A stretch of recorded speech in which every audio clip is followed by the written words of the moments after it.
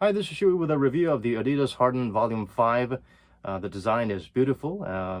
What you can tell from this shoe is that this is not a midsole. This is the extension of the upper material that's used. It's a plasticky, wiry, starchy material, and it's compressed and molded to look like it's part of a midsole, but it's got a drop-in midsole, and there is no cushioning on this shoe without that drop-in midsole. So the outsole is all around, and it's unnecessarily covering this heel part as well. So this is a problem for me. There's the double thud.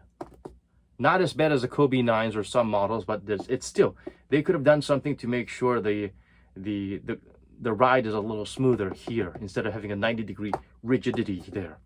Another problem with the shoe is that you can tell these little gel pads are there. That's good, but as you can tell, it's kind of like wide open here. The heel cup is, I guess you could call this a heel cup, but it's pretty wide open. It's not clutching your ankle. It's not clutching your heel. It's kind of like that. So most people will have experienced a certain level of heel slip, no matter how tighten you lace it up.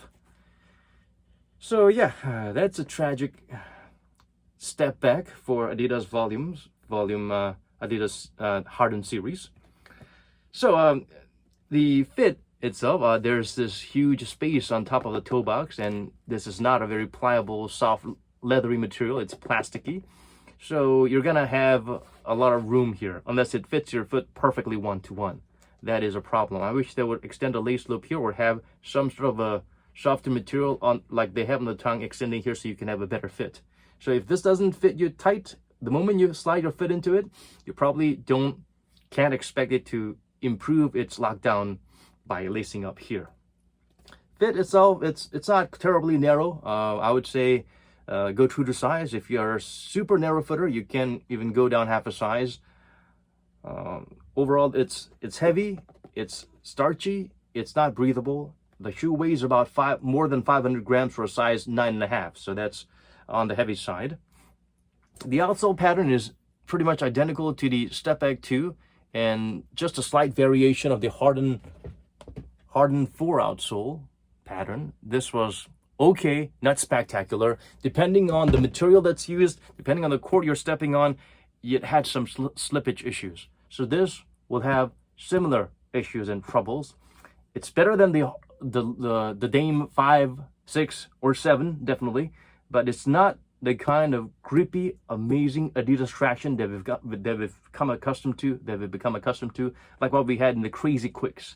So Adidas, please bring those back. Please go back to the basics. This is not, it's okay, but it's not great, especially when you want to have this bold ball tie of bits, like just to spell boost there. This is pretty slippery. I'm glad it's not any bigger, but still you will feel a little slippage when there's a level of focus on these points when you're landing on them. So bad idea, Adidas. The base is pretty wide, and the outrigger itself, it's the whole midsole, the outsole acts as an outrigger, and the shoe is pretty low to the ground, so it's got a very stable base. And the drop-in midsole also has another sheath, kind of a, not exactly rubber, but something close to, well, a firmer rubber, a firmer foam material on the lateral side to make sure you have an added level of anti-lateral inversion protection. The boost is used in case on a light strike carrier, but maybe it's because of that, the heel, there's a problem here because the light strike and the boost does not work as well on the heel as it worked on the Pro Boost. The Pro Boost had a very soft heel. You could really feel the boost working, but maybe it's because of the combination of the light strike starting here and the boost starting somewhere deeper here instead of closer to the heel, added to the fact that it has a nasty angled thud. So these two add for a not exactly a smooth gliding transition. So if you're always like flat foot landing or always on your toes, it's okay. But if you do take a step back during your play on your heel, that's not exactly going to be the most gentle ride. There's a significantly visible heel to toe drop in terms of the thickness for the boost insole combined with the light strike, which is good. But the interesting thing is you don't really feel the heel boost. Like I mentioned before, the Pro Boost, which has a similar setup, feels a lot softer in the heel. Even though this is elevated, it feels flatter than the forefoot. And the good thing about this is the forefoot boost is exceptionally good. Among the Harden series, which use boost 1, 2, 3, this has the best, softest forefoot boost cushioning.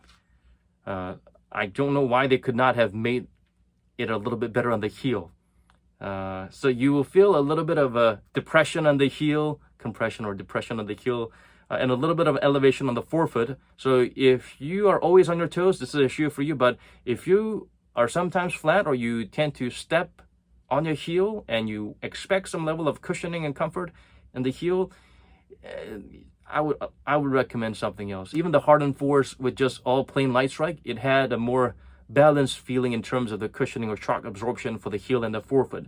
So this is a little disappointing, but it's surprising that Adidas can actually make a basketball shoe with this much plushness and comfort on the forefoot for the boost setup. I would say this is to a certain degree even better than the Crazy Explosive, which many people consider to be the most explosively boostified forefoot cushioning. So this is one of the rare instances where Adidas has a very excellent forefoot cushioning.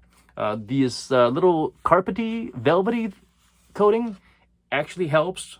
Kobe tried to go with nothing on top and it started to slide and it doesn't really wrap the foot as well as it should. And it also provides a certain level of cushioning because it helps pinpoint the level of impact zones when you're wearing the shoe. So this is a good job by Adidas. It's not a thick material, but it's thin, but it's velvety and suede enough to grab and place your foot and position it and mold to your foot the way it should. It has a little plasticky carbon-like thingy. I guess this works as an anti-inversion midfoot shank. But if you want some springiness or energy rebound for the forefoot, don't expect much. It's not spectacular. I mean, it's not bad. It's better than having nothing, but it's not anything spectacular. Not bad. Nice try. So yeah, overall, what can I say about this shoe? I love the design. It's beautiful. Heel slip is crazy. Heavy. Fit. The forefoot toe box area is an issue. Not breathable. Traction, not a drastic decline compared to the fours, but not an upgrade. Not a return to the golden glory days of Adidas providing solid, amazing traction that no other company could follow. So that's a little disappointing. Very stable with a wide base and the outsole going all out. This little thud factor is a major downer for me. That's definitely a no-go for me. The removable midsole, great job with the forefoot boost. What happened to the heel? It's thicker, but it's not exactly feeling as good as the forefoot. It's easily compressed and collapsed. The price point, Adidas Hardens, I don't think they've ever been the cheapest models out there.